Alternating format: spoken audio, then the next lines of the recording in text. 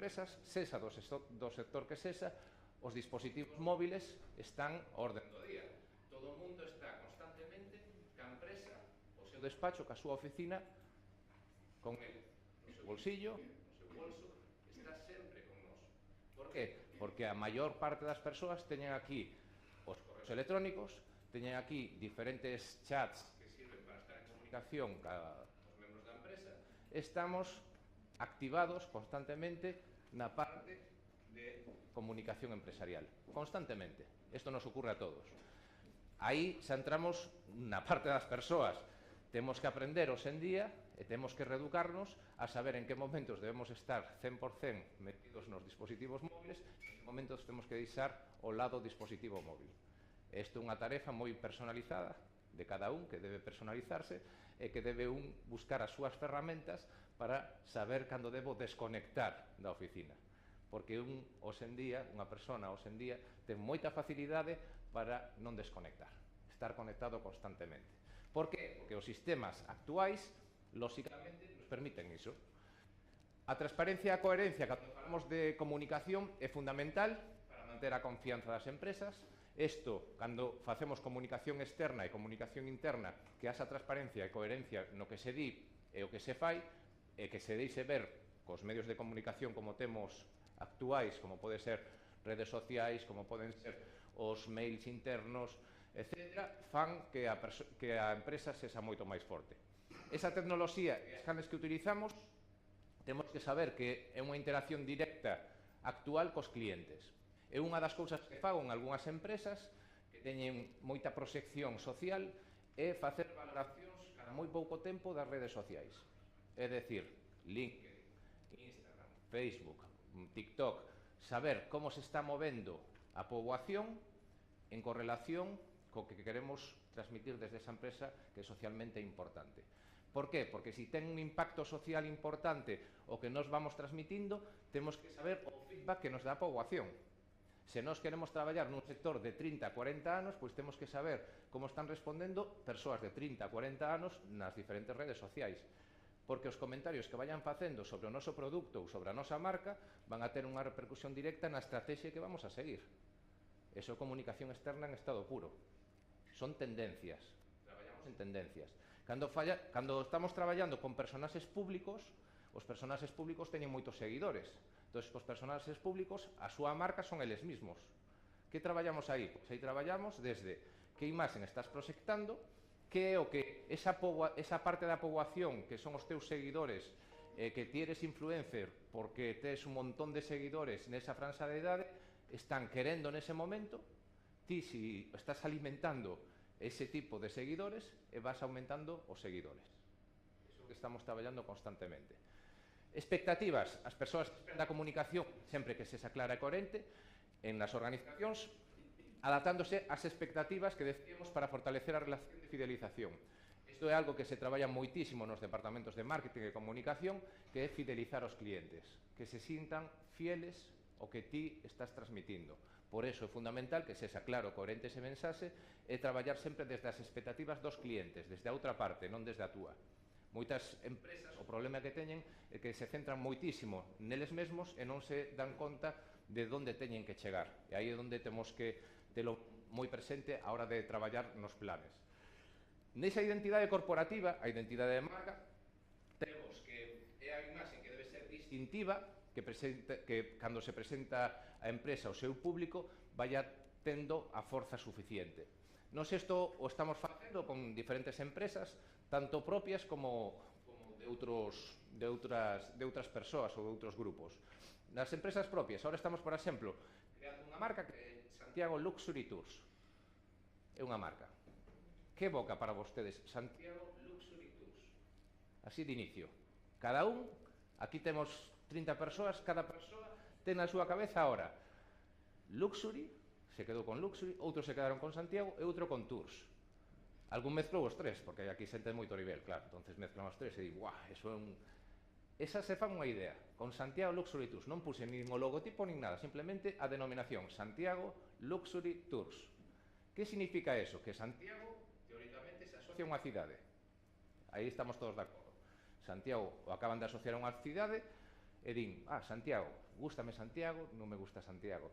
É unha cidade que é a capital de Galicia, é unha cidade que ten unha catedral, é unha cidade que ten peregrinos, vale. Luxury. A palabra luxury ten moitos perigos hoxe en día. Luxury, lujoso, é luxoso, é algo que ten moito luxo. Luxury, bien. Eso é bo, é malo. Din que as empresas de luxo cada vez están crecendo máis, ano tras ano, ano tras ano. Luxury. Alguna persoa acabamos de perdela, porque di, a mí non me vai o luxo, é isto malo. Santiago luxo, non me gusta. Xa temos aí un problema. E logo temos tours. Tours que é, teóricamente, unha tour operadora, unha axencia de viaxes. Normalmente as persoas, cando falan dun tour, están falando dunha empresa que se dedica a facer viaxes. Entonces, claro, xa temos de inicio aquí en 30 personas, algúns que xa están perdidos, que non van nin siquiera a entrar en Santiago Luxury Tours, outros que van a entrar en Santiago Luxury Tours por curiosidade, e outros porque din, isto parece a min, chégame, porque Santiago gústame, o luxo gústame, e me gusta viaxar con luxo. Ese é o que buscamos, ese impacto inicial, e a partir de aí que facemos experiencias. Entonces, fixemos página web con experiencias. Esas experiencias teñen que ser diferentes, vinculadas ao Camiño de Santiago, vinculadas a Galicia, e que sexan realmente diferentes. Que temos que cuidar aí na comunicación corporativa, sobre todo na comunicación externa? Pois temos que cuidar o que se pon nos textos, en cada palabra. Cuidar moitísimo o logotipo, poñer un logotipo que sexa impactante, e un logotipo que vos podo asegurar o fixemos inicialmente con IA, e despois fixemos unha serie de matizacións. O noso gusto, que é o mapa de Galicia, unha sensación de que hai un peregrino camiñando, con símbolos de peregrino, e un camiño por Galicia. Entonces aí xa temos unha marca que, desde o punto de vista dos estrategas en comunicación, da comunicación estrategia, está chegando. Si algunha persoa tivo a oportunidade de entrar en Santiago Luxury Tours, estará dicindo, menuda merda de página web que fixeron, menuda merda de logotipo que teñen, e pode ser que sí. Porque aquí o que non nos importa é que haxa unha persona ou dous que diga eso. O que nos importa é que digan que haxa moitas persoas que digan, me interesa, quero saber, quero vivir estas experiencias, quero coñecer estas experiencias, ou quero trasladarlle a varias persoas estas experiencias. Está sin lanzar todavía. Vos lo digo porque está sin lanzar. Todavía non fixemos presentación e agora hai todo un proceso, lóxicamente, de posta en marcha e de lanzamento.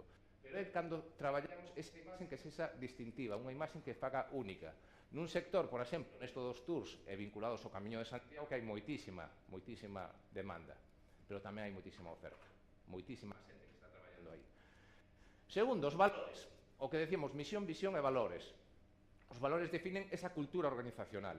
Cando traballamos nas organizacións, xa na comunicación interna, nos metemos moitísimo nesta parte dos valores. Por que? Porque se unha empresa non ten un ADN, unha personalidade con valores, é moi difícil poder traballar nesa parte de comunicación interna. O que temos que saber e ser moi conscientes que cando traballamos de forma clara a comunicación interna, tamén a externa, pero sobre todo interna, aí facemos que as organizacións sexan moito máis fortes. Cando as canles de comunicación entre as persoas se entenden ben, son, o que decíamos, transparentes e claras, e sobre todo, hai procesos que son sinxelos, isto é moi importante hoxe en día na comunicación interna, que son moi sinxelos e que fan que se creen o que denominamos contextos emocionais positivos, que a xente emocionalmente se sinta ben porque me comunico ben cos meus compañeiros e cos miñas compañeiras. Me comunico ben. E sabemos que as canles de comunicación que temos dentro das organizacións van desde comunicarme ben, o que decíamos, con WhatsApp, con chat, ou tamén con correo electrónico. E como non, aínda que está en desuso, no cara a cara. Digo que está en desuso porque sabemos que moitas organizacións, sobre todo nas grandes, un dos problemas máis grandes que estábamos tendo era que todo o mundo, por WhatsApp ou por email, non se levantaban nin para andar 5 metros e decirle algo a un compañeiro ou unha compañeira. Isto é unha realidade hoxe en día. Traballando en algunha multinacional, tivemos que poñer espazos dentro da propia organización para fomentar esa comunicación. Increíble, pero é unha realidade. Son realidades. Hai que adaptarse, lóxicamente, ás realidades do momento. Recordo, nunha empresa, que é moi típico isto, unha empresa de 2 pisos, están os do piso de arriba e os do piso de abaixo. Que pasa con isto? Que temos aí un problema en comunicación interna, nesos valores. Se a empresa quere traballar en equipo, que todo o mundo se sinta do mesmo equipo, non pode haber os de arriba e os de abaixo. Eso é clásico nas empresas. Que fixemos aí? Un espacio intermedio. É moi doado. Onde se vai tomar o café? No espacio intermedio. Non se toman os de abaixo, toman os café cos de abaixo no seu sitio, os de arriba no seu sitio. Non, espacio intermedio. Mínima inversión, un espacio un pouquiño agradable, e ali se xuntaban. Empezaron os técnicos, os que eran máis técnicos, aos que estaban na oficina. Porque os que eran técnicos salían cos coches e todo isto, decían, os de arriba sempre están aí, quentiños, tal. E sempre había estas trifulcas e conflictos, pequenos conflictos que a veces chegaban a máis por falta de ter unha cultura organizacional moito máis forte. Desta maneira, minimizamos un pouquiño ese aspecto. Esa cultura de traballo colaborativo hai que fomentala, lóxicamente, con espazos, pero tamén que a forma de comunicar. Desde a dirección das empresas teñen que ter moi claro que canles se van a utilizar para falar unhas persoas con outras, como se vai a utilizar, e, sobre todo, como debe trasladarse desde o punto de vista da dirección. Moitas veces a dirección pensa que é como un ente especial, que pensa algo e que a organización xa o sabe só por pensalo. Isto non é así. Hai que explicar as cousas. Eu non me canso de decirlle sempre aos directivos que as cousas están moi ben telas na cabeza, falarlo nun comité de dirección, nun consello, eso está fantástico. Pero hai que dar o paso. O paso é como vamos a facer que esta cultura de empresa tan importante lle vamos a trasladar. Vai a ser en cascada, vai ser directamente, vamos a reunir a 100 e pico traballadores que temos na empresa e lle soltamos ali o speech. Que vamos facer? Eso se chama comunicación estrategia para chegar á cultura realmente. A cultura hai que trasladala. Ahora estamos chegando ao final de ano, sabemos que a final de ano é cando as empresas tamén fan as xuntanzas de empresa, cena de empresa, comida de empresa, non sei que. E moitas veces a dirección, os directivos, o que fan é pensar, xa temos aí a todo o mundo reunidos, pois lle soltamos o speech da cultura da empresa. Hai que ter moito cuidado con eso. Por qué? Porque se a cena da empresa, as persoas non están pensando na cultura da empresa nese día, porque é un día de festa. E a xente vai a festa. É como se alguén ven un desayuno e antes lle poñen unha conferencia e ven a desayunar, di, joder, se acaba rápido que eu quero desayunar, porque non veño desayunado a casa. Isto é así. Pois eso son aspectos que temos que coidar cando falamos de identidade corporativa. Non sei que lle din aquí. Vale. Nos canles de comunicación interna e externa. Primeiro, a comunicación. Xerar contextos emocionais positivos, tanto a interna como a externa. A externa que nos permite a nivel dese contexto emocional positivo. A externa fai que se vincule a empresa ao traballador ou a traballadora. É dicir, cando mandamos mensaxes afora de fortaleza, de que somos unha empresa X, cuns valores determinados, cunha forza determinada, que somos sólidos, etc., etc., internamente, a nivel de empresa, tamén se vai reforzando. Porque un sinte o que se chama orgullo de pertenza. Orgullo de pertenza, cando externamente ti te sentes forte, tamén te sintes ben por vestir esa camiseta, por sentir ese escudo, esa marca. A comunicación interna, fundamental, esencial para crear este contexto emocional positivo. A comunicación interna son os códigos e as canles que vamos a utilizar no día a día para comunicarnos. Lóxicamente, non fai ningunha empresa un decálogo de como debe ser a nosa comunicación interna desde o principio. É dicir, non chega unha persoa á empresa e di, aquí falamos desta maneira, a comunicación é así, así, así. Non se sole facer. Normalmente, de forma natural, as persoas van aprendendo como é a comunicación dentro da empresa. Lóxicamente, eu non abogo por chegar o primeiro día e dicir, aquí polas mañás hai que saludar desta maneira. Hai que dicirlle bons días ou bons días, que tal estás, as persoas cando te cruzas. Non falamos deso. Pero sí que temos que ter moi presente que esa comunicación se pode coidar. Algo tan sincero como pode ser decir bons días dunha maneira determinada na oficina, pois pode empezar a xenerar ese contexto emocional positivo. Se non cuidamos esos aspectos, pois cada un dirá os bons días da súa maneira. Isto tampouco quere decir, teño 100 traballadores, o reúno a todos e decir, todo o mundo ten que decir bons días cunha sonrisa e preguntar sempre que tal estás. Non podemos decirlle eso, lógicamente. Ou sí. A lo mellor había que decirlo. Pois hoxe en día faría boa falta. Porque hai xente que non saluda. E hai xente que di bons días mirando para dentro, bons días. Non sirve. Si queremos traballar a comunicación interna e os procesos e canles de comunicación interna, temos que empezar por algo tan básico que se chama educación. Partamos da educación. Sí. En algún lugar, dentro de una empresa, por hacer la gracia o el chiste, había una persona que siempre contestaba sus lecturas y decía buenos días, serán para ti, ¿no? Ese tipo de cosas. Y otra decía siempre buenos días a las personas, ¿no? Cuando hay alguno que no se identifica como persona, pues también estaba ahí que se puede llamar. Jugaba un poquito. Jugaba un poquito con la gracia. Bien, bien, bien. Esto se puede hacer. Yo hay una persona de una de las empresas que tenemos en el grupo, a un gerente, que siempre que le digo, ¿qué tal? ¿Cómo estás? Yo siempre le pregunto a las personas, ¿qué tal? ¿Qué tal? ¿Cómo estás? Para tener un feedback de si está bien, mal, porque hay personas que a veces están bien, a veces regular y a veces mal. Y a mí me gusta saber, si voy a hablar de un tema importante, si me dice, pues, bueno, más o menos. Pues a lo mejor el tema importante tiene que entrar poco a poco, no decírselo de, me importa un poco que estés mal, ahí va el tema, resuelve. Y me dice, aquí estamos, vamos tirando, siempre me dice así, vamos tirando, él vamos tirando, y yo, bueno, y vas tirando, sigues tirando, siempre va tirando, siempre va tirando. Eso está bien, es una manera de responder, tampoco pasa nada, no hay que volverse loco con esto. Simplemente tenemos que tener en cuenta que cuando hablamos de crear contextos emocionales positivos, desde el principio la educación es básica.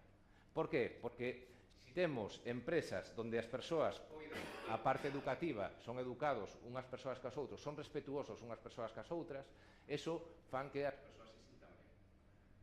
E eso buscamos sempre no ámbito deportivo, por exemplo, no ámbito deportivo, nos intentamos que todos os rapaces que están no fútbol, sobre todo, que traballamos bastante en fútbol, todos os rapaces que están, que temos 400 rapaces, que cando están nos pasillos que se saluden. Que non vale pasar un dunha categoría e outro de outra e decir, hola, eso non vale. Que teñen que decirse, boas tardes, hola, que tal? Mirándose. É algo moi sinxelo.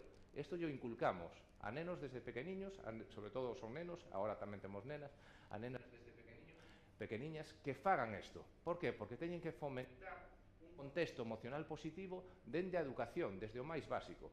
Isto que parece unha chorrada o que estou dicindo aquí non o é, vos lo podo asegurar. Cando traballamos con organizacións, con empresas, temos moitas veces que cuidar estos aspectos. Non só desde o punto de vista da comunicación verbal, de como digo un bons días, un boas tardes, sino tamén desde como escribimos. Ollo con isto, porque hoxe en día estamos moi acostumbrados a utilizar desde a escritura rápida e non nos cuidamos os detalles. Hai xente que polo menos pon unha B punto días. Bueno, ainda está. Outros nin bons días nin nada. Directamente, pásame cando podas isto. Bueno, cando podas, ainda menos mal. Pásame isto. Hai xente que é así. Eu tive unha empresa ademais deste entorno, desta contorna de Coruña, unha empresa moi potente, con moitos traballadores. E me chamou o director xeral para traballar con dous departamentos. Departamentos que teñen moita relevancia na empresa, con moitas persoas dependente desos dous directores de departamento. É porque había un conflicto entre eles. Cando me din que hai un conflicto, digo, aquí hai un problema de comunicación. É comunicación interna, seguro. Dito e feito. Me sentei con dos directores, con outro director, e lles preguntei, como é a comunicación, a relación? A relación non era moi boa entre eles, tal, pero lle preguntei, contame entonces como vos comunicades, porque teñen unha comunicación constante. Entonces, como teñen comunicación constante, tería que pasar algo por aí. E dixeron, nos comunicamos principalmente por mail. Eu, para que quede escrito e constancia, non? O típico. Sí, porque así non hai problemas, queda aí constancia. Podesme ensinar mails? Me ensinaron mails de un e de outro. Un desastre. Porque unha persona era supersensible e outra non era nada sensible. A persona sensible, que pasa? Que se non lle pos bons días, se mosquea, porque é sensible, ca educación, con todo isto. E di, que mal educado que non pon bons días, que xa pon directamente, tráeme isto xa. Unha orde, cando estamos ao mesmo nivel, non gusta. E a persona que non era sensible, que non lle importa se pos bons días ou todo isto, decía, sempre mails larguísimos, son larguísimos, non hai quen os lea, tanto bons días, tanto non sei que, si cando podas traer isto, a ver se o podes traer, me cago na mar, tanto poder, tanto non sei que, tanto por favor. Entón, tiñemos un problema, pero o problema era que non había unha boa canle de comunicación. Cada un, como ten a súa forma de ser, un é máis sensible, outro menos sensible, pois tiñamos un problema. Entón foi moi fácil a solución. Foi sentalos e decir, vamos a acordar aquí un sistema de comunicación. Esa está solucionado. E eu sempre lle digo a nivel de comunicación interna, me importa pouco se sodes amigos, se non sodes amigos, se ides a tomar unha cerveza ou acabar o traballo, esos son cousas vosas. Ahora ben, na empresa, para que funcione ben a empresa, ten que haber unha comunicación perfecta. E temos que ter as canles moi claras. Que é o que che parece mal? Imaginade vos o que saliu. A min pareceme mal que nin siquiera di bos días. Vale. Ti poderías facer esforzo de poñer bos días no... Sí, podo facer. Vale. Pois a partir de agora, bos días. Un punto. Vamos ao segundo punto, al tercer punto. E así, chegamos a acordos, o fixeron, é moito mellor. Seguimento, despois dun mes, que tal, como vamos? Ben, bueno, bastante ben. Ahora nos entendemos. Para eles era que nos entendemos. Eu, vale. Funciona mellor a empresa ahora? Sí. Ok, pois repercutiu na empresa, o bo funcionamento da empresa, a comunicación entre dúas persoas que teñen, lóxicamente, moito poder de decisión. Parecen chorradas, pero non o son. Redes sociais. Os redes sociais permiten interaccionar directa e indirectamente, lóxicamente, cos clientes, cas persoas do entorno, é algo que temos que mimar. Cando falamos de comunicación externa, hoxe en día toda a estrategia, ou gran parte da estrategia, sobre todo en marcas ou empresas que teñen servicios, que ofrecen servizos, ou cando ti estás ofrecendo servicios, tens que chegar. Entón, eso sabemos que hai diferentes campañas que se poden utilizar. Hai moitas campañas en redes sociais, etc., que se poden utilizar para posicionamento de marca según o momento da empresa que se busque. Por iso é tan importante, cando falamos de redes sociais, utilizar unha boa estrategia. A estrategia, a nivel interno, é moi bo compartila, a estrategia da empresa. Lóxicamente, un como directivo non ten que trasladar toda a estrategia da empresa aos seus traballadores, pero sí que unha parte. Por qué? Porque se ti queres sumar a un proxecto e queres facer equipo, tens que explicar hacia onde vamos, ese camiño a recorrer. Porque a xente, cando se identifica un proxecto, se implica moito máis no proxecto. Se non presentamos o proxecto, e eu só estou traballando nunha empresa porque teño un salario, entonces, lóxicamente, pode haber bons ou malos traballadores ou traballadoras, pero é algo que non vai a ter a forza que cando ti eres parte do proxecto, cando te sintes implicado ou implicada nese proxecto. Estrategia interna e estrategia externa.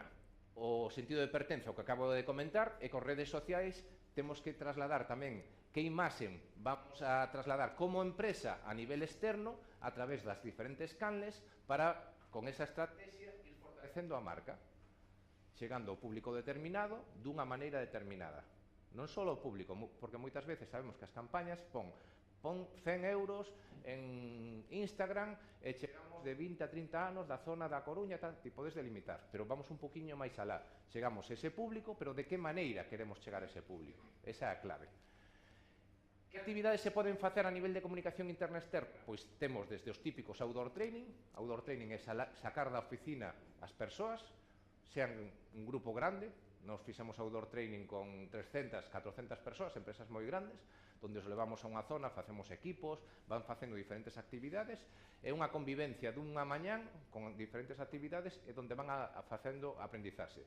A última que fixemos foi o sábado este non, o anterior, que fixemos unha subida cos 15 directivos que teñen esa empresa, fixemos unha subida a un monte onde facíamos paradas con diferentes actividades de colaboración, de cooperación, intentando fomentar a cohesión, porque é o que necesita a empresa nese momento. Entón facemos un outdoor, fan unha camiñata, van parando, van facendo esas actividades e despois sacamos unhas conclusións que sirvan para a empresa, según o momento da empresa. Isto é o máis importante. Os outdoor non é sacar da empresa ao aire libre, xa está, senón que ten que ter un sentido, senón non ten sentido. Porque se puso moi de moda, vamos a facer unha actividade lúdica, bueno, está ben, sí, se sale da oficina, ganas algo, sempre se gana algo, pero vai máis alá. Se ti sacas da oficina as persoas e que estás traballando as canles de comunicación interna, pois utiliza actividades, ademais de lúdicas, para aprender e que se sirva lóxicamente para o día a día. Que nos encontramos en outdoor nas empresas? Pois con moitas empresas sempre me decían as propiedades, non, das empresas. Está moi ben isto do outdoor porque o primeiro mes é todo maravilloso desde o outdoor. Despois empeza outra vez pouco a pouco a baixar. todo o que se falou no outdoor, de que temos que comunicarnos desta maneira, estas deben ser as canles, temos que ser educados, o primeiro mes, todo o mundo super educado. Despois xa volven as andadas. Por qué? Porque somos así os seres humanos. Eu xa yo explico, é que é o normal. O normal é que hai o subidón do outdoor e todo o mundo teñen ganas de traballar xuntos, pero despois o día a día volves outra vez á rutina e o que ten tendencias a ir ca cabeza baixa, é dicir, vos días así, pois lle costa. O primeiro día se acorda do outdoor, o segundo día tamén, o terceiro tamén, cando pasa un mes non se acorda tanto. Isto é así. Somos así os seres humanos, por iso hai que ir reforzando. Hay un tema que me comentaste que a nosotros nos pasa, yo trabajo en tecnología y hay mucha gente que le cuesta poner la cámara y que tienes que decir que, porque para mí una cosa que es fundamental es la comunicación no verbal. Buenísimo. Además de la comunicación, la no verbal. Porque tú, si ves a la persona, puedes influir Completamente. su estado de ánimo o si realmente te está prestando atención, si no, si a la misma vez está haciendo otra cosa. Y muchas veces lo consideran invasivo. Algo que si estás en tu jornada laboral, en tu entorno laboral, no debería ser obligado casi. Claro. Entonces, bueno, pues muchas veces es una lucha que en general, bueno, pues la gente la asume, pero otras veces que cuesta. A nosotros tenemos una empresa que se dedica bastante a temas formativos. Y los temas formativos, en un máster, por ejemplo, que tenemos a 30 o 40 personas conectadas todas las semanas, la primera premisa es decírselo. Siendo muy claros. Sí.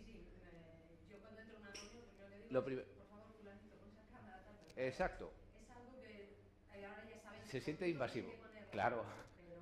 Pero los has educado a que contigo seguramente la predisposición va a ser mayor que con otras personas. Es decir, si alguien está trabajando con teletrabajo desde casa y está en pijama y dice, yo trabajo igualmente, yo es que en pijama hasta produzco más, vale, pero está en una reunión, contigo posiblemente ese día dice, la parte de arriba me tengo que poner la camisa, si soy un chico. ¿O no? Es así, posiblemente. O me pongo... Voy a sumar a esto, en nuestro caso, tenemos empresas de tecnología y ciberseguridad, y la brecha generacional en este sentido se nota muchísimo.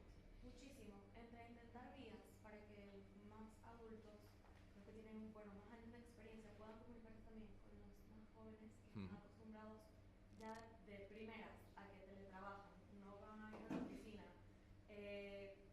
hasta vestirse de cierta forma para las reuniones por Teams, es tremendo. O sea, es complicado llevar esto incluso a la parte de generaciones, la actual y... Exacto. Por eso tenemos que saber que hay diferentes generaciones. Sabéis que tienen denominaciones ahí por décadas, depende de la clasificación. Y tenemos que saber las tendencias de cada generación, tendencias. ¿Y qué tenemos que hacer? Desde mi punto de vista, adaptación. Hay que adaptarse, con flexibilidad. No es, quiero poner cámara, todo el mundo cámara sí o sí, bien. Si es una necesidad, se hace.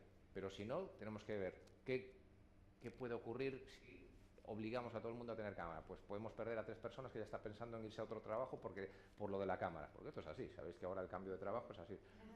Es un cambio con respeto a años. ¿Por qué? Hace unos años teníamos en España un modelo donde las personas se quedaban mucho más en los trabajos. El modelo de Estados Unidos, por ejemplo, era muy diferente, cambiaban con mucha rapidez. En el ámbito directivo tenemos bastante experiencia en ese sentido y con los directivos lo normal era cambiar rápido de compañías, no pasaba nada. En España lo típico, y sobre todo en Galicia, hacíamos que uno se quedaba en la empresa y ya era de por vida. Es casi, ahora ya no, ahora están cambiando. ¿Por qué? Porque las generaciones actuales son diferentes, tienen otra forma de ver la vida.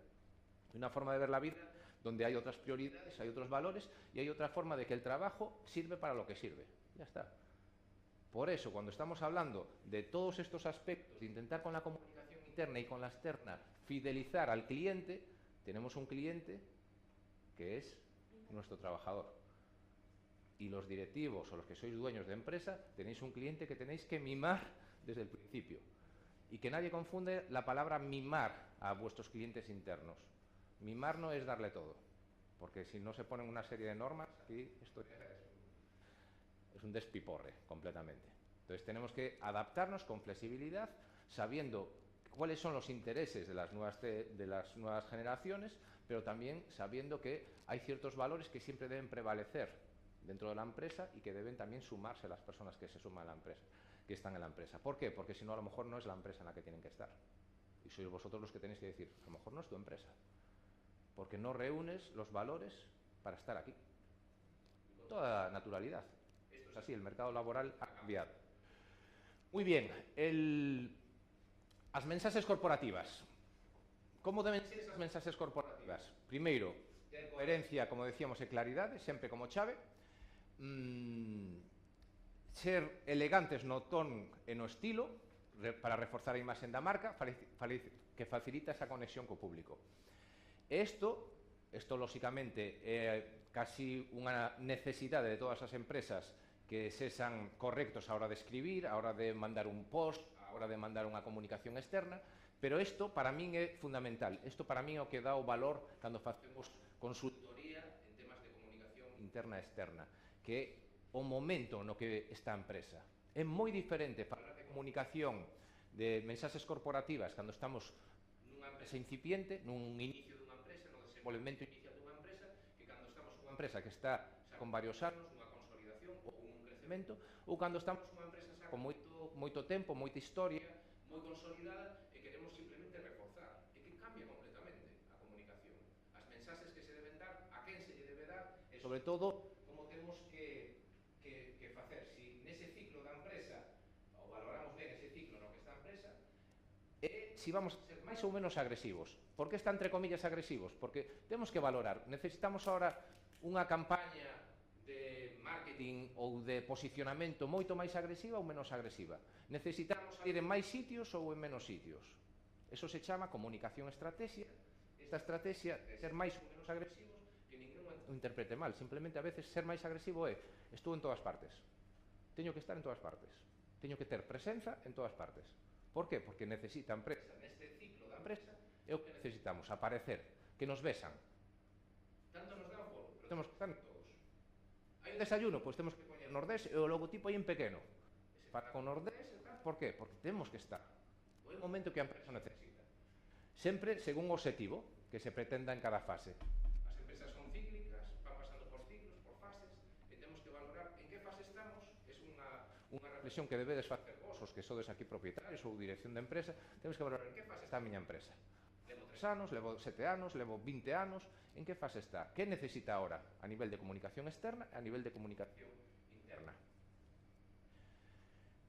A comunicación, cando é efectiva, lóxicamente ten beneficios, ten un impacto positivo na reputación empresarial, tanto externa como interna. O impacto positivo é o que buscamos en comunicación.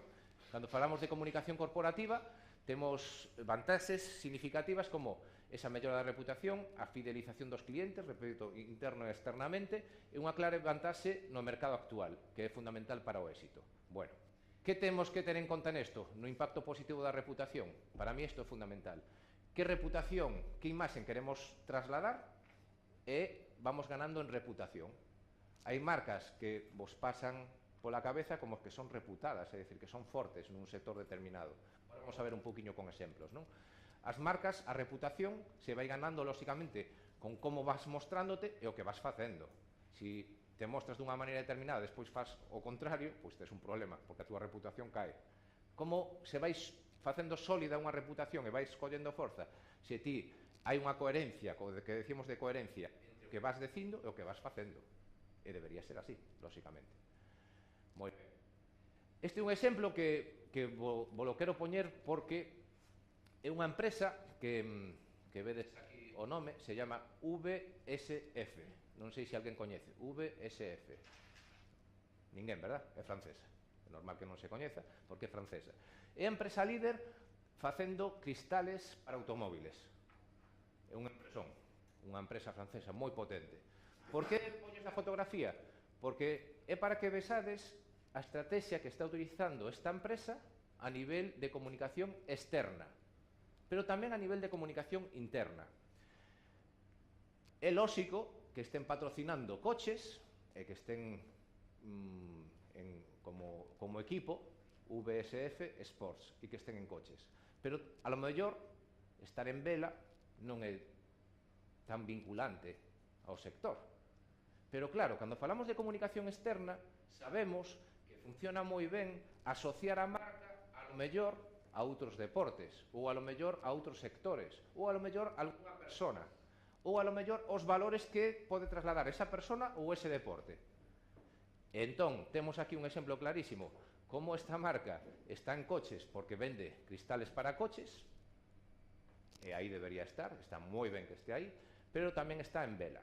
Por que trouxen este exemplo? Porque este rapaz que está aquí se chama Pep Costa. Este chico está ahora en Coruña. En canto acabe o almorzo con vos, me vou para o puerto, porque está no puerto de Coruña. Este fai transoceánicas é en clase 40, neste barco, cruza o océano en solitario. Cruzar o océano en solitario é unha aventura, lóxicamente, en todos os sentidos. Por qué? Porque tes que estar día e noite navegando. Isto non é que estás no medio do océano, aí vai a ancla, aquí me paro a descansar tranquilamente. Non durme, está navegando, non durme. Fai 10 minutos de dormir, alarma, navega. 10 minutos de dormir, alarma e navega. Por qué? Porque co GPS, teóricamente, cando fai esos 10 minutos de dormir, que siga recto e que non se encontre un cachalote, unha ballena, porque senón vai todo, se estropea o barco, ten un problema moi gordo. E como me di el, cando estou no medio do océano, din en moitas ocasións a persoa máis cercana está no espacio, porque en terra hai máis distancia que cara ao espacio na Estación Espacial Europea. Na Estación Espacial Europea moitas veces hai persoas que están máis cerca deles que as persoas de terra. É dicir, que se che pasa algo, estás fastidiado. Porque non é, Mayday, ve un avión e te rescata. Non chega o avión. Entón, teñen problemas. Cando van en regata, van moitos barcos en regata, e o que fan é, se un barco está a 5 km ou 6 km de onde estás ti, intenta ir a socorrer, lóxicamente. É a única solución que teñen. Sí. Hay un tema aquí que es en el tema de patrocinios, sí que la dirección general manda mucho. Es decir, si un director general, yo lo sé por experiencia, es aficionado al golf, ahí está. Va a patrocinar un campeonato de golf, cuando a lo mejor pues, el campeonato de golf yo lo he vivido desde la organización. A la entrega de premios se quedan 4 que saben que han jugado muy bien y el resto se van, porque además es un tema de horarios, entonces es un tema muy complicado. Pasa lo mismo con la vela también, que bueno, pues obviamente no hay una, digamos, es muy complicado, pero bueno, no hay una profesionalidad en el sentido de cuál es la repercusión. Probablemente VSF sí que la tenga, en el sentido que tendrá 20 tíos en marketing y estarán monitorizando absolutamente todo. Pero bueno, aquí estamos en Galicia y salvo 50 empresas, al final aquí los departamentos de marketing son pequeños. Correcto. Yo no puedo monitorizar un evento de patrocinio. Una conferencia como puede ser esta, bueno, pues todo el número de asistentes, perfiles y tal, pero bueno, era simplemente Es muy buen comentario porque si nos damos cuenta, las marcas, hay más por esa afinidad con un deporte para poder patrocinar. Yo eso lo digo, por ejemplo, en golf, trabajé con varios golfistas, trabajo con varios golfistas, y con uno estuvimos buscando patrocinios y hablamos lógicamente con los de siempre. ¿Quiénes son los de siempre? En Coruña, Estrella Galicia. Me llevo muy bien con la gente de Estrella, con los de marketing. Le dije, a ver, Estrella, golf. Y dice, en golf no está. Hemos puesto muchísimo dinero en motor, apostaron por el motor, motos y coches además, y ahí es carísimo, os lo digo también por experiencia, es muy caro poner el logotipo de tu marca en un coche de Fórmula 1, muy caro, y es muy caro lógicamente si te vas a Moto 3 no tanto, Moto 2 un poco más y MotoGP mucho más caro. Entonces todo eso lo tienes que valorar. ¿Qué impacto de marca va a tener si lo meto en un mundial de motociclismo, un mundial de automovilismo, sea en pequeñito, sea más grande? Los impactos se miden lógicamente. Y puedes gustarte más los coches o menos los coches. En el caso del golf, estuvimos buscando con Abanca, que también tenemos buena relación, con Santander, y nada, no hubo manera. ¿Qué conseguimos? Que un empresario, que tiene una empresa bastante potente aquí en Galicia, dijo, a mí me gusta el golf, yo simplemente quiero acompañar. Como me gusta el golf, que vaya en mi logotipo, pero tengo una disculpa muy buena cuando me vayan a pedir, porque una vez que salga me van a pedir 100 personas más, o 100 equipos más, de todas las modalidades. Entonces ahí es donde voy a poder decir, es que golf es mi deporte, yo solo voy a estar en golf. Entonces tenía la disculpa perfecta. Joaquín, ¿qué le dirías imaginemos que VSF patrocina la Fórmula 1? Sí. ¿Y qué le dirías al responsable de esa empresa? En cuanto a eso que comentabas antes de la coherencia, si por ejemplo hay otro patrocinio también en Fórmula 1, que es la marca Velo, Sí.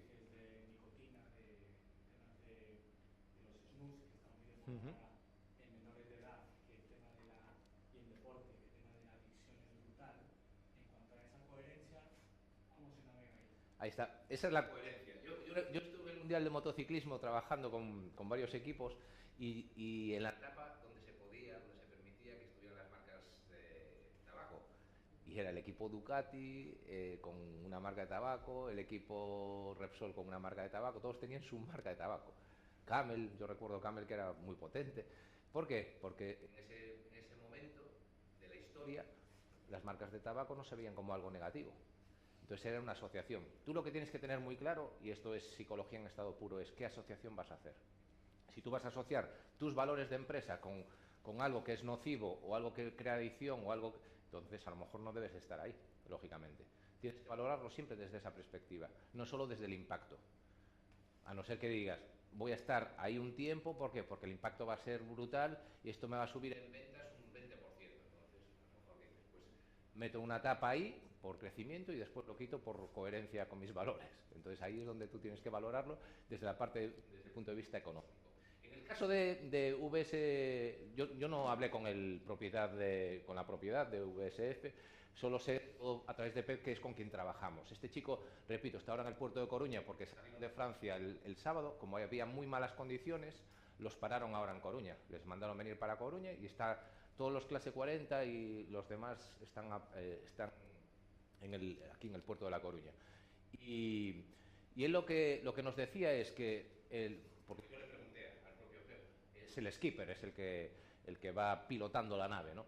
Le decía, el grupo VSF, ¿por qué lo patrocina? Y dice, porque no es que le encante la vela, le gusta, pero no le encanta la vela, pero lo vio como que los valores de la empresa de fiabilidad, porque son barcos muy fiables, velocidad a la hora de hacer procesos, todos estos valores que son de la empresa los veía reflejados también en este barco. Y hay una inversión muy grande, se gastan 3-4 millones de euros con el equipo. Y esos 3-4 millones de euros sirven también a nivel interno, en comunicación interna. Lo que hicieron fue la presentación del barco, esta es la fotografía de la presentación del barco en tierra, en la fábrica. Lo llevan a la fábrica y antes de botarlo, de echarlo al agua, lo llevan allí y ahí tenéis al skipper con 2 personas del equipo que están haciendo la presentación delante de toda la empresa. Y las fotografías, no puse muchas fotografías de la empresa, pero todos los que están en la empresa se les ve esa cara de alegría, porque hay muchas fotografías desde arriba y se ve como que están satisfechos, orgullosos de que tengan un barco, porque en Francia los barcos tienen mucha más repercusión que aquí. Aquí los barcos sí que las regatas son muy importantes y tienen muchísimo sentido de pertenencia. Por eso lo traje a colación y porque voy a estar ahora con él y si os acercáis alguien verá que están allí todos los barcos puestos bien colocaditos para salir, en principio salen mañana o pasado para ya cruzar el Atlántico, ya se van para República Dominicana, estarán ahí unos 15 días de competición. Muy bien, si nos vamos a las marcas, al branding, si vimos as marcas o branding, temos as marcas máis valiosas de España e tamén a nivel mundial. Estos son os datos do 2024, no ano 2024, en da que a fonte Brand Finance Global 500 de 2025, pero son con respecto a 2024. Teñen varios criterios para medir, lógicamente, e as marcas españolas, temos aquí a Santander como a número 1, despois temos Zara, BBV, Movistar, CaixaBank, Mercadona e Iberdrola. Estos son no ranking as top de España. Por qué? Porque, lógicamente, utilizan estrategias moi pensadas de comunicación, sobre todo externa, tamén interna, pero sobre todo externa. Vamos a poñer, para que vexamos a implicación que ten todos estes aspectos que acabamos de decir na comunicación corporativa externa, con exemplos claros de anuncios, que é a maneira máis doada que temos de poder ver como funcionan. Poñemos un par de anuncios de Santander, poñemos de Zara, para non abusar dos bancos, despois poñemos un de Movistar. Vamos a verlos e os comentamos moi brevemente. A ver si vai ben. Sonido, por favor.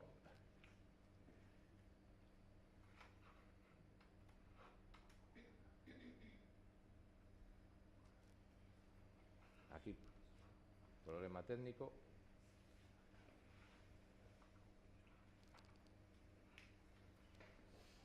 Vamos a pararlo. Son anuncios moi breves. A ver que se puede hacer.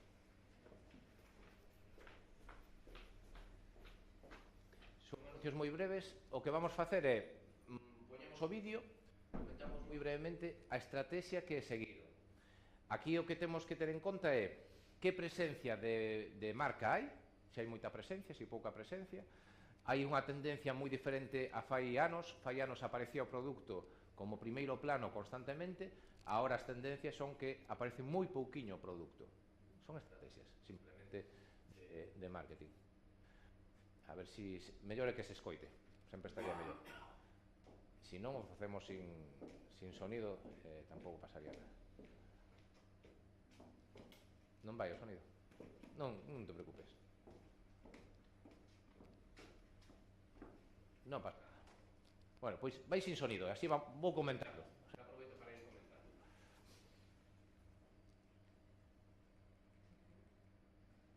A ver si va. Bien. ¿Qué vemos? Rafa Nadal, disculpad que non son. Vemos Rafa Nadal, teléfono móvil.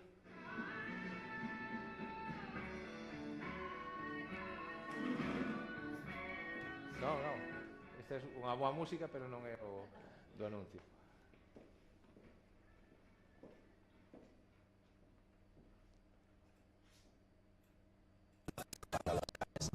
Bueno, que vemos? O deixamos en bucle. Bueno, agora se parou. Xa non o deixamos en bucle. Temos aí a Rafa Nadal, primeira imaxen. Que están buscando aquí, a nivel de branding, a nivel de marca? Pon algo de Santander? No. Podía ter a camiseta aquí Santander, sutilmente, pero no. Aparecen diferentes bolas de tenis nunha zona pechada, unha pista de tenis, pero nin siquiera hai unha rede, e o poñen aí sentado no medio desa silla, dese banco, cun móvil. Isto é casualidade, dixer, séntate aí. No, isto está pensado. Que están buscando? Buscan generar curiosidade. A ver Rafa Nadal que cuenta aquí. A ver Rafa Nadal que está mirando en el móvil.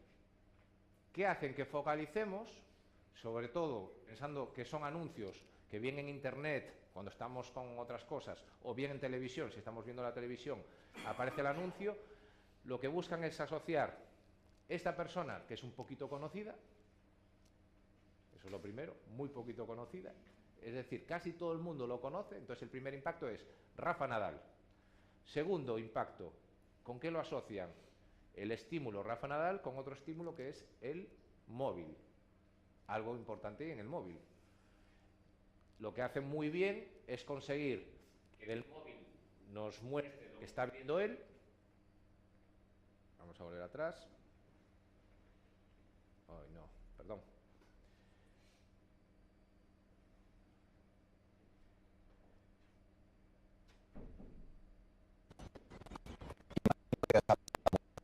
Yo de pequeño soñaba con ser deportista.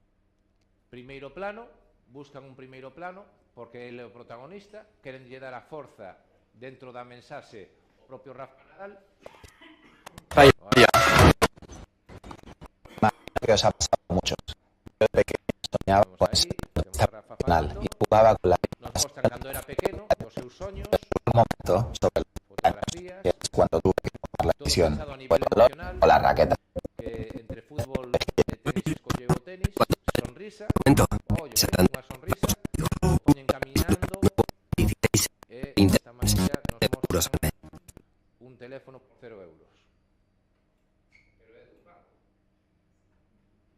E que fai? Iso que se chama produto gancho? Produto gancho, un móvil, 0 euros, que é o móvil que está utilizando Rafa Nadal. Entonces, as asociacións se producen moi rapidamente. Es el momento, igual que Rafa tuvo que tomar sus decisiones, es el momento, él tomó una decisión entre el tenis y el golf, y el fútbol, y se quedó con el tenis.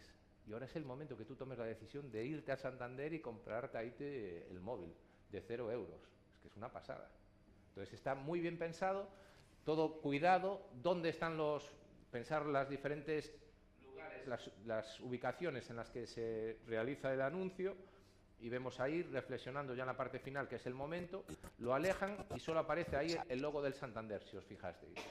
Vamos a un segundo caso.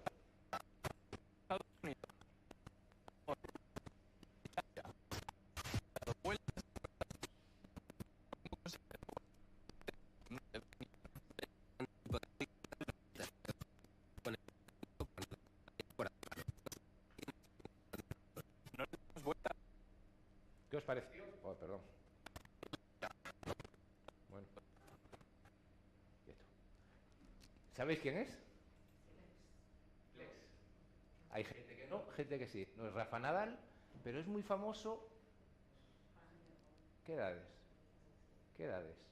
14, 13, 14, hasta los 30 y pico, tal. Ahí es un influencer.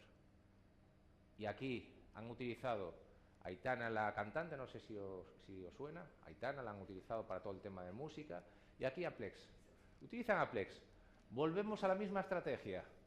Primer plano del protagonista, es decir, el gancho es el protagonista, y a partir de ahí el producto gancho, que es el teléfono, misma estrategia, con diferentes ubicaciones, lo que hace Plex, y de esta manera vamos a vender muchos móviles.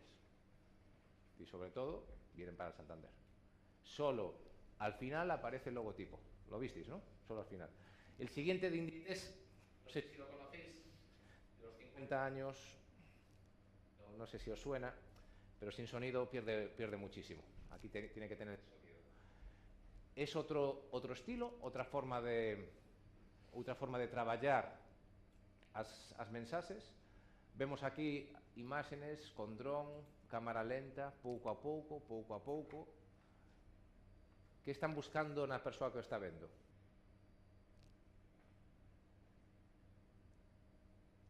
A estructura, o diseño, e poñen fotografías. Estamos falando de Inditex, estamos falando de unha empresa textil. Que curioso, non? Agora ven, número 50, tecnoloxía, infraestructuras,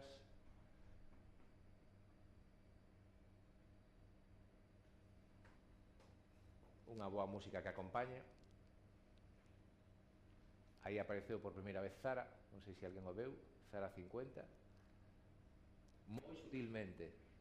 Non está aparecendo Zara por todas partes, ou Inditex, ou calquera das marcas, sino que o están facendo dunha forma fantástica.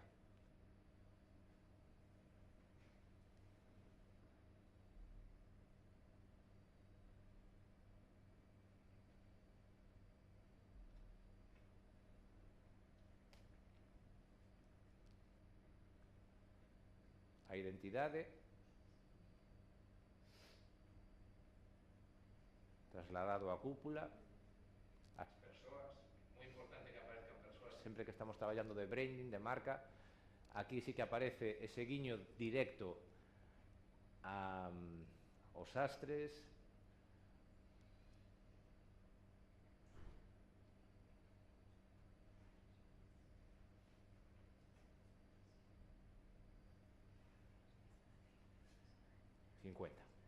Muy bien. Y este sí que necesitaba, este está muy bien, aparece subtitulado, pero está muy bien a nivel de... Está en galego,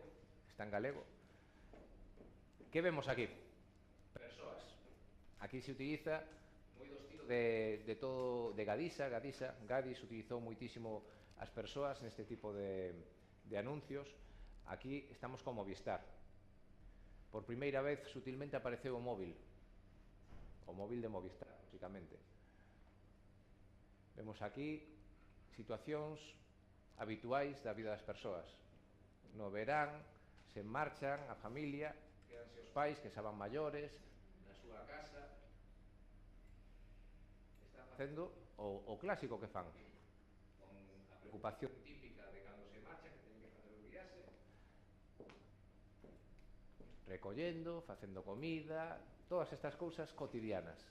Por qué? Porque nos intentan achegar a unha familia tipo,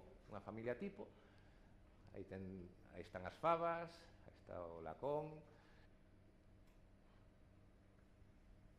e sempre o móvil de fondo, pero moi sutilmente, non aparece Movistar por ninguna parte. Pero non podía dormir porque está ca preocupación de que están pensando. Ten sono, pero non durme. Pero aparece Movistar, por primeira vez. Poño a televisión e aparece Movistar. A parte emotiva, moi emocional, sempre buscando persoas, sentimentos de persoas. Aparece o móvil de novo, 346, lee que chegaron ben, a mamá, ya llegamos, estamos bien. Y ahí, majestuosamente, ya apaga la cocina, es por Marusa, tal, personas. Es por Marusa, es por todos. É dicir, que temos aquí? Temos mostras do porqué son marcas que realmente foron gañando moito en reputación. Por qué? Porque van facendo diferentes asociacións e comunicación externa que lles permite avanzar, lóxicamente, evolucionar. Esta é unha pena que vaya sin sonido, porque esta o recollemos, a mí gustame moito recordar, alá polos anos 1950, foi cando naceu o Colacao. Esta é a canción de Yo soy aquel negrito del África tropical. Non me voy a poner a cantarla, porque no canto bien, pero fijaros cómo era. Un negro de África tropical, ahí el Colacao, que lo toman los niños para hacerse fuertes, nos ponen imagen de Colacao constantemente. ¿Os dais cuenta cómo aparece constantemente el Colacao? Porque lo que está buscando ahí es que en el deporte rey, que es el fútbol, lo toma el futbolista, el nadador, el deportista que sube una montaña y que llega a la meta, siempre con éxito, asociación con éxito, el boxeador, para ganar, siempre Colacao. Qué diferencia, ¿no? Del pasado al presente. En el presente no aparece el producto a vender, la marca, aquí aparecía constantemente. Si os dais cuenta, desde el principio hasta el final, Colacao. Porque era otro tiempo, era otro momento.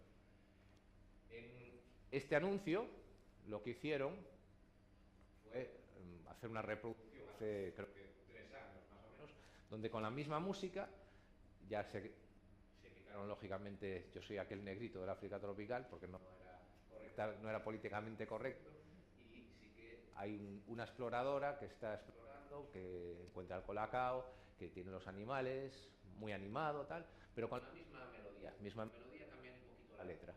Y veis que lo va avanzando, lo podéis ver en internet sin ningún tipo de problema. Y para que veáis sobre todo el cambio que hay en las canciones.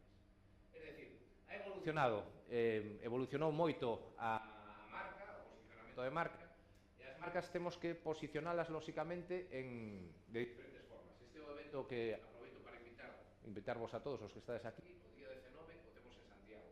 É un evento que facemos todos os anos, levamos a 11 edicións, e se llama 100 consejos. Ojo, 100 consejos Santander. Eso se llama naming. Dimos yo o nome ao Santander, e agora o Santander parece que é o seu evento.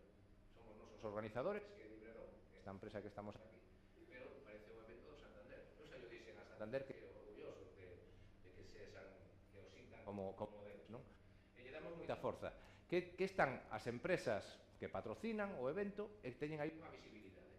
Entón, como son máis de 1000 persoas os que asisten, é un bo lugar para o posicionamento de marca.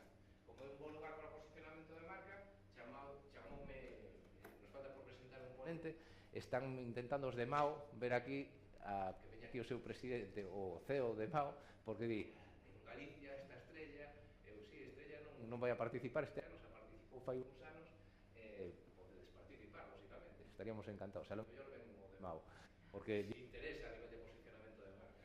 Está nunha pelesa donde Estrella está moi por riba, Estrella en Galicia son moi superiores, lógicamente, estamos aí mirando. É unha batalla bonita, é un verso desde fora, simplemente lle mostro o terreno de xogo para aqueles que si queren xogar. Isto foi no ano 2024, e traio esta colación porque invitamos sempre a presidentes e CEOs de empresa. É o mércores 19 pola mañá, por se acaso alguén quere invertir o seu tempo en ir hasta Santiago, porque merece a pena. As persoas que van normalmente repiten porque está moi chulo. Son exposicións de 20 minutos, donde cada ponente, presidente ou CEO, traslada 10 consellos que lle serviron a eles. Entonces, en total, nunha mañán, un se leva 100 consellos. Ten unha parte marketingiana, como se pode observar. Aquí saliu o presidente de Kia, o presidente de España de Kia, e sobre todo utilizou a Rafa Nadal como exemplo, por iso o trouxe na colación. E o trouxo a Rafa Nadal porque decía, Rafa, o que mellor fixo con nós foi que desde o principio nós o apoyamos, asociamos a marca Kia a un rapaz que todavía non era coñecido, e cando empezou a ganar todos os Roland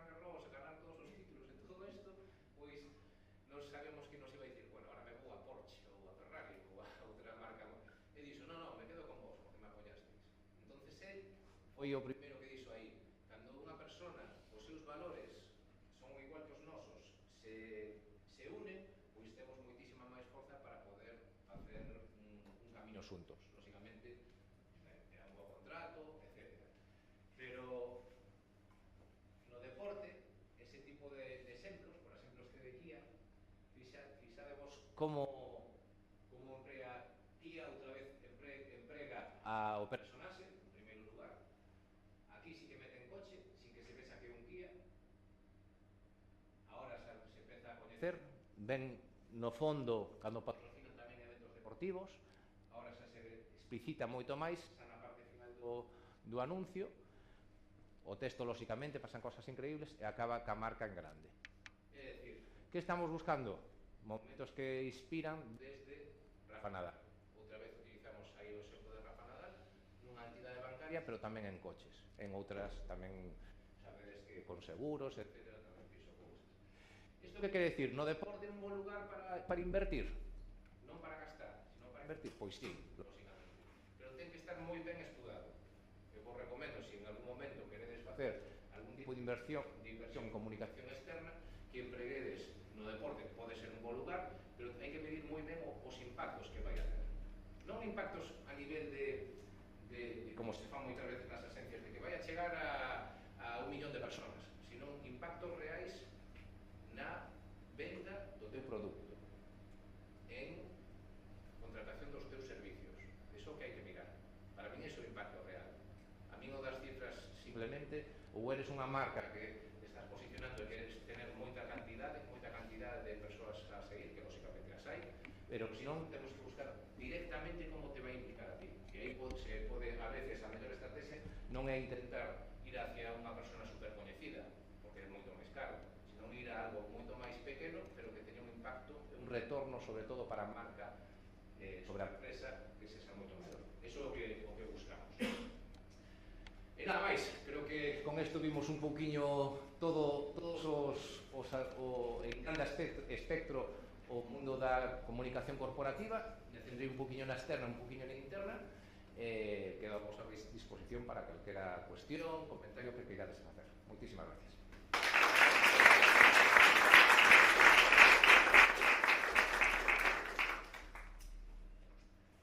Adelante.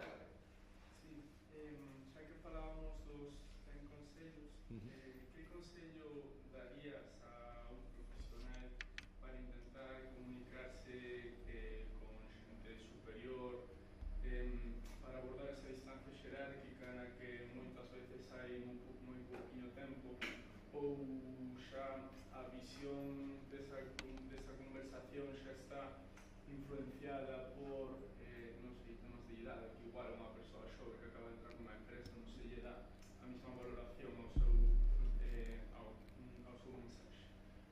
Moi ben. Hai presuicios, sí. Sabemos que hai presuicios. A xente temos tendencias a que moi rapidamente temos presuicios de outras persoas ou etiquetamos a outras persoas. Eu o que considero que sempre, detrás de calquera persoa, sea un directivo ou sexa calquera persoa da empresa, nunca hai que olvidarse que hai unha persoa. As persoas temos emocións, temos sentimentos e temos que intentar chegar a esa persoa, non ao cargo que ocupa. O cargo que ocupa moitas veces fai a distancia moito maior. A persoa acerca distancias.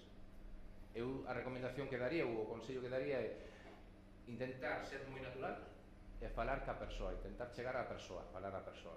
Porque eu eso, a mí me pasaba cando traballaba, fai anos, cando traballei, eu viña do mundo do atletismo, corría, e o primeiro campeón do mundo que se sentou diante de min para que eu lle asesorase era un atleta, un campeón do mundo do atletismo. Eu decía, ostras, este é o meu ídolo, e lle vou decir como estaba incluso nervioso. E o primeiro que fixen foi, pero que nervioso, nin que leches. Vale, é unha figura internacional, non sei que, non sei canto, pero é unha persona, non? É o primeiro razonamento que me fixen. Entón lle dixen, a ver, contame, por que estás aquí? Por que veu desde un lugar a estar comigo? Pois, falaronme de ti porque faz atletismo, parece ser que faz traballo mental, casente, para mellora, vamos, sí, vale. E por que estás aquí? Entón me empezou a decir que tiene un problema de non sei que, non sei canto, e ostras, é unha persona de verdade. É un campeón do mundo, o mellor do mundo, e ten problemas, chorradas, pero chorradas. Pois na casa non sei que, no outro sitio non sei canto, en certas competicións non sei que. Pois vamos a traballar ca persona, non ca o campeón do mundo. Porque se estás con eso de estou falando co campeón do mundo, hasta non flúe a túa cabeza. Entón, para traballar ou falar moito mellor un superior ou alguén, un alto directivo, tens que dicir, é unha persona, como persona, con naturalidade, vamos a intentar ver que podemos facer xuntos ou que teño que expoñer. Se ti vas desde unha posición de moita inferioridade, non vas a sacar o máximo que tes ti para poder trasladarle a esa persona. E sobre todo se tes pouco tempo, porque a veces hai pouco tempo. Entón, traballa desde a persona, chegar a persona. Esa é a recomendación que che podo dar. Eu que fixen sempre con... Eu estive con xente moi famosa, non sei que o impacto inicial, lóxicamente, é, ostras, estás con alguén tan famoso, e despois dis, pero díxate de famoso, é unha persona, non? A ver, de que vamos a falar? Se fala con toda naturalidade. Adelante, máis curiosidades, algunha cousa que... Joaquín, yo te hago una pregunta, pero antes que mezclabas el tema del deporte, sí, y voy por ahí con la empresa, ¿cómo trabajáis las diferencias comunicativas? Porque al final el deporte se comunica mucho más desde la pasión, sí. Incluso se levanta mucho más la voz, ¿no? Los grandes entrenadores de muchos deportes, realmente si lo llevas al mundo de la empresa, están muy alejados de la forma normal de comunicar, ¿no? Si tú crees que hay una tendencia más a que eso cambie, ¿y cómo lo trabajáis con por ejemplo, pues con un gestor de vestuario de Celta o de todo esto? Bien. El estilo de comunicación actual de los directivos, cuando hablo de directivos, son personas que dirigen personas. Para mí un directivo puede ser un alto directivo, puede ser una persona que tiene a dos personas a su cargo o que dependen de, que es un encargado o una encargada, entonces ahí tiene que dirigir. Y la forma, el estilo de dirección actual del 2025 es muy contrario al de las voces o de levantar la voz. El jefe típico, la jefa típica, de que si levanto la voz me hacen caso. No, ese estilo tan autoritario del pasado está completamente obsoleto. Estamos ante un estilo hoy en día que el que funciona es el estilo democrático con autoridad. Es el líder real. El líder real es una persona que tiene un estilo democrático a la hora de hablar, es decir, que escucha, no solo que habla, sino que escucha, bidireccionalmente se comunica y que tiene la autoridad para que si dice algo van a seguirle por sus líderes. Entonces ahí es lo que tenemos que fomentar. Eso de levantar la voz, ¿se puede levantar la voz? En algún momento sí, pero con educación, como decíamos anteriormente, con educación y sobre todo sabiendo que lo hago porque sé que estratégicamente es bueno. Si levanto un poquito la voz en este momento voy a tener más autoridad, pero no por eso, por levantar la voz, me van a tener miedo, entonces lo hacen por miedo, que es el problema que había antaño con esos entrenadores que gritaban mucho, no sé qué. Entonces los deportistas, en este caso los futbolistas, lo hacían porque si no va a tomar repercusiones este entrenador. Entonces para mí está completamente obsoleto el grito emocionalmente descontrolado. Levantar la voz en algún momento, pues claro que sí. Dar un golpe encima de la mesa, claro que sí. Que nadie piense que ahora el mundo es ideal y que no se hace falta levantar la voz y es todo, por favor, esto no va así. A veces hay que ponerse serio, sí, os lo puedo asegurar. Yo en algunas de las empresas que tengo he tenido que levantar la voz y ser contundente, pero pensado, no descontrolado. No es porque emocionalmente me enervo, se me hinchan todas las venas y empiezo a despotricar. No. Levanto la voz porque hay un momento donde hay que poner orden. Si la gente ya se está pisando y dices, bueno, pues hasta aquí, ya está bien. Entonces ahí levantas la voz. ¿Para qué? Para poner un orden. Y tienes que jugar con los silencios. Paras ahí con los silencios y cuando hay un silencio dices, ahí ya bajas el tono y das la explicación. Entonces tú tienes que jugar un poquito hoy en día en la comunicación interna a nivel de dirección desde un estilo, desde el punto de vista democrático con mucha autoridad, en cualquier sector, en cualquier ámbito, bien en el deporte o en otros ámbitos. Eso es lo que está funcionando mucho mejor, porque la gente hoy en día también tiene la piel mucho más sensible. Como le andan levantando la voz, lo primero que dicen es, yo cuando pueda me voy. O si no me voy, me quedo aquí por el tema salarial, porque tengo un salario, estoy aquí por estar. Eso es lo peor para las empresas, cuando tienes a gente que está por estar, única y exclusivamente por ir a cobrar. Eso es un problema. Si tienes uno, a lo mejor no pasa nada, dos, no pasa nada. Si empiezas a tener mucha gente que solo está única y exclusivamente por llevarse su salario a casa, tienes un problema con la empresa. Hoy en día, tal como están funcionando las empresas. La productividad, nosotros trabajamos muchas veces en procesos internos en las empresas desde la productividad. Queremos que las mismas personas, con las mismas máquinas, con las mismas condiciones y herramientas, produzcan más. Y ese es el factor humano en estado puro. Y para eso es la comunicación. Cómo le traslado lo que tienen que hacer, cómo los comprendo, los escucho, y a partir de ahí las personas producen más. ¿Y cuándo producen más? Como decíamos antes, cuando se sienten bien. Normalmente hay esa regla. Me siento bien en el trabajo y estoy implicado con el trabajo, voy a rendir más. Si rindo más, produzco más. Si produzco más, gano más dinero como empresa. Lógicamente.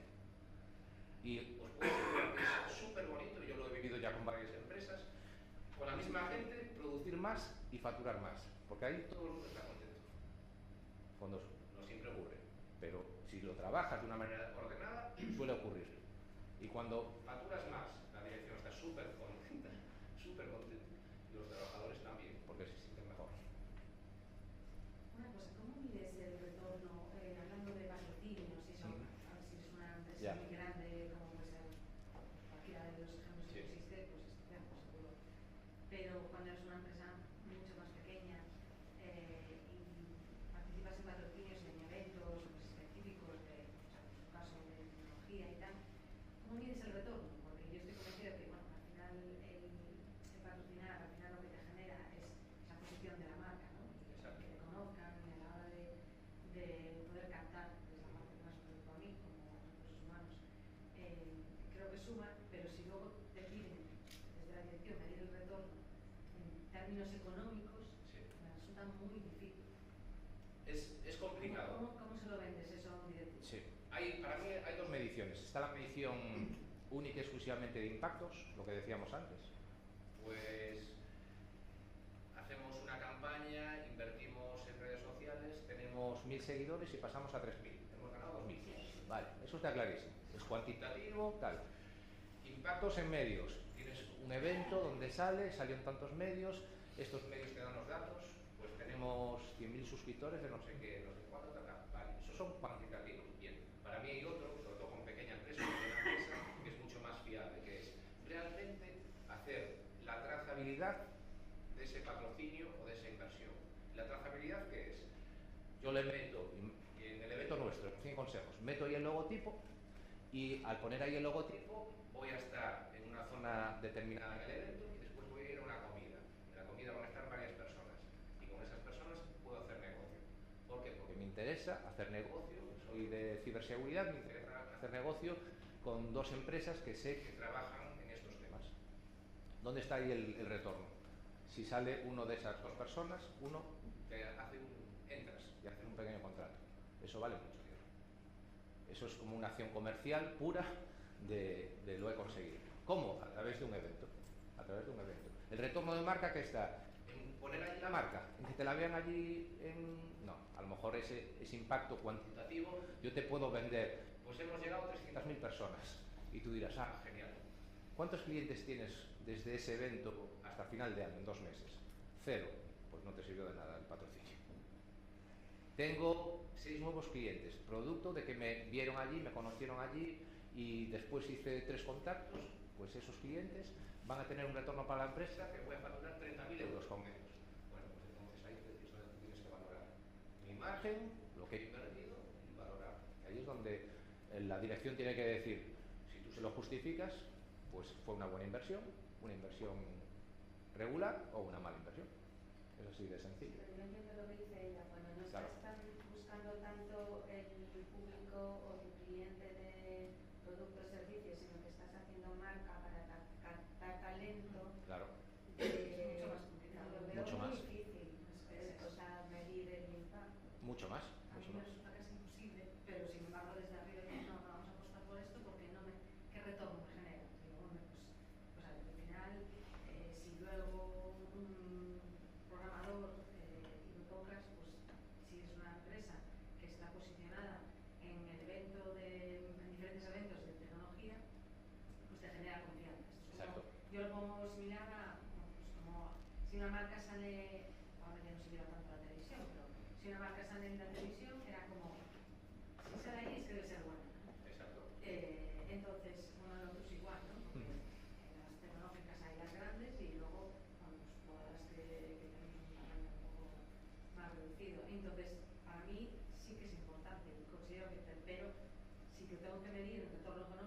única justificación, resulta súper difícil. Claro, yo creo que ahí está el retorno económico, es posicionamiento de marca. Las tecnológicas, tenemos las grandes. Tenemos Altia, Plexus, aquí en Galicia, en Santiago, Coruña. Otras no son tan conocidas. Entonces, ¿qué busco yo como marca? ¿Quiero posicionarme a la altura de una tecnológica como Altia o Plexus, que son las que más están sonando? Entonces tendré que hacer una estrategia determinada, eso está claro. Y eso tendrá que estar de acuerdo la persona para posicionarnos. Porque tú puedes hacer grande una marca como siendo pequeño. Puedes tener 300 trabajadores, como puede tener una de estas grandes, o 600 trabajadores, o puedes tener 20 trabajadores, pero a ser muy grande. Nosotros, Libredón, en este evento, en Libredón somos 4. Y claro, la gente dice, ¡buah, estos son la leche! Libredón debe ser edificios enteros de gente trabajando. Somos 4. O sea, que pringao, que carga con todo el peso del evento, y mi asistente que me ayuda ahí con 4 cosas, y 2 personas que nos apoyan el día del evento. Y así construimos este evento. Ahora, queremos salir y hacerlo en Madrid, en Cantabria. Bien, posicionamiento de marca. Ahí es posicionamiento de marca. Y nosotros en Madrid hay 50.000 consultoras, hay 50.000 organizadores de eventos. Y entonces, ¿qué hacemos? Vamos allí en plan tal, o buscamos algo. Entonces ahí estamos pensando la estrategia, siempre es estrategia. ¿Qué estrategia vamos a seguir para posicionarnos? Pero no con el interés de nos vamos a posicionar en Madrid muy fuertes como empresa de referencia, no, porque no tenemos los recursos actualmente humanos para poder dar un servicio. Si después nos llaman 20 empresas de Madrid, no las podemos atender. Tenemos que siempre estar externalizando los trabajos. Entonces, todo eso es lo que tenemos que valorar. En el momento, lo que os ponía ahí de los ciclos, en este momento, en el ciclo de tu empresa, ¿dónde estás y dónde quieres estar? Y, vale, quiero subir de aquí a aquí en 3 meses. Se pueden hacer cosas, hay que pensarlo bien, se puede hacer con una presencia y una inversión en ciertos foros, y se puede hacer, pero tiene lógicamente más dificultad que si vas progresivamente. Eso ya depende de la estrategia y lo que se busque. Pero poder se puede hacer. No, solamente iba a decir que esta parte la entiendo perfectamente, Claro. porque son intangibles, o sea, cómo haces para mostrarlas. Pero con el ejemplo que también dabas, en mi caso, o sea, desde el punto de vista de marketing, yo creo que es un área bastante transversal. O sea, tendrías que tener el equipo, por ejemplo, ya sea el de comercial, el de preventa, que te ayude a decir, vale, vamos a trabajar en una captación de lead en un evento. Bien. Pero tienes que ir de la mano con ellos, porque por mí misma Claro. yo no puedo hacer esa conversación y decirte, y esto ya listo, está en un proceso ahora de conversión. Eso yo creo que tiene que ser trabajo de equipo. Por sí mismo, el departamento de recursos humanos o el de marketing no te va a dar algo tangible si no va de la mano con un negocio, ¿no? Yo ahí os puedo asegurar que otro de los procesos más importantes a nivel interno es esa sinergia que debe existir entre los diferentes equipos, directivos, áreas de negocio, comercial con marketing. Yo no entiendo una empresa comercial separado de marketing, aunque haya 2 personas diferentes, pero tienen que estar unidas, porque la parte comercial es la venta y tú tienes que buscar estrategias de venta conjunta. E incluso con recursos humanos, porque igual para ese evento resulta que tuviste un incremento en la cantidad de visitas de la página web. Claro, los editores. Entonces, claro, si nos abandonan en plan, dame los resultados de tu área, vale, pero es que esos resultados se tocan en conjunto con todos los que están implicados, ¿no? Sí, la clave para mí, evidentemente, hay que trabajar en equipo, y no una cosa sin otra no tiene nada que ver. Bueno, tiene que estar convencido la parte de la dirección de que Sí, eso funciona. Sí. Y tiene que haber un organigrama que sea realmente funcional, porque muchas veces los organigramas están puestos horizontales y punto, y uno vela porque vaya bien su área, su departamento, y se olvida de que es una empresa, no son 4 mini empresas, sino que es una empresa donde todo el mundo tiene que estar colaborando, y la verticalidad es muy importante, buscar horizontalidad y verticalidad según lo que estés trabajando, ¿no? Y ahí el crear equipos de trabajo donde se escuchen, colaboren y sobre todo tengan estrategias conjuntas es lo que realmente enriquece a las empresas. Yo creo que eso todos lo tenemos que cuidar. Sobre todo en estructuras organizativas con organigramas muy en cascada y que velan mucho. Eso es que en consultoría lo vemos muchísimo. Llevamos una empresa y en el diagnóstico de la empresa vemos, vale, departamentos, funciona muy bien el de comercial, funciona muy bien el de marketing, pero no hay relación entre ellos. problema gordo como empresa. Y son muy buena gente, muy buena, se llevan bien, pero no estamos hablando de eso, hablamos de funcionalidad. Entonces ahí es clave desde mi punto de vista. Y más hoy en día, porque hoy en día las estrategias no pueden ser solo de comercial hago mi estrategia, marketing hago la mía, sino que tienen estrategias conjuntas. Eso es lo ideal. Por eso debe haber muy buena comunicación interna, muy buena comunicación interna. Muy bien, pues creo que hay una invitación al desayuno. ¿No? ¿Sí? Sí, tenemos allí en la zona de allí. Muchísimas gracias.